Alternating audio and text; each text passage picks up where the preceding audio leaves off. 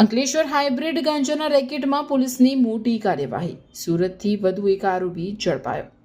અંકલેશ્વર ઔદ્યોગિક નગરી અંકલેશ્વરના જીઆરડીસી પોલીસ મથક હેઠળ નોંધાયેલા હાઇબ્રિડ ગાંજાના વેચાણ અને હેરાફેરીના ગુનામાં પોલીસે વધુ એક સફળતા મેળવી છે. ભરૂચ એસઓજી દ્વારા ગત નવેમ્બર માસમાં ઝડપાયેલા કેસની તપાસમાં વધુ એક આરોપીનું નામ ખુલતા અંકલેશ્વર જીઆરડીસી પોલીસે સુરતના નાનપુરા વિસ્તારમાં દરોડો પાડી આરોપીને દબોચી લીધો છે.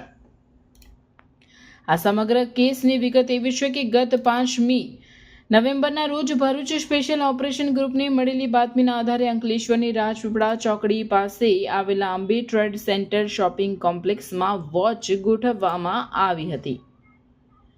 ત્યાં આવેલ જય મુરલીધર કોલ્ડ્રિંક એન્ડ સોપારીની દુકાન પાસે ઉભેલા શંકાસ્પદ શખ્સોની તલાશી લેતા પોલીસને ચોંકાવનારી સફળતા મળી હતી. પોલીસે આરોપીઓ પાસેથી ઉચ્ચ ગુણવત્તાનો 435 ગ્રામ હાઇબ્રિડ ગાંજો જપ્ત કર્યો હતો, જેની બજાર કિંમત 2 લાખ રૂપિયાથી વધુ આંકવામાં આવી હતી.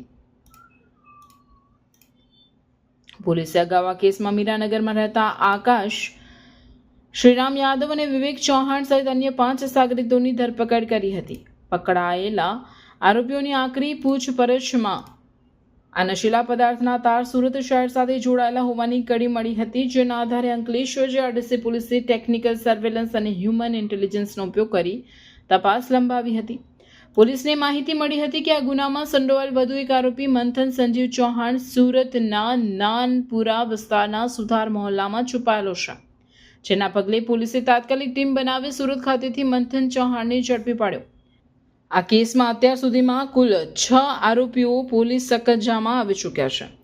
પકડાયેલા આરોપી મંથન ચૌહાણની ધરપકડ કરી પોલીસે હવે એ દિશામાં તપાસ તેજ કરી છે કે આટલી મોટી માત્રામાં કિંમતી હાઇબ્રિડ ગાંજો ક્યાંથી લાવવામાં આવતો હતો અને તેના મુખ્ય સપ્લાયરો કોણ છે.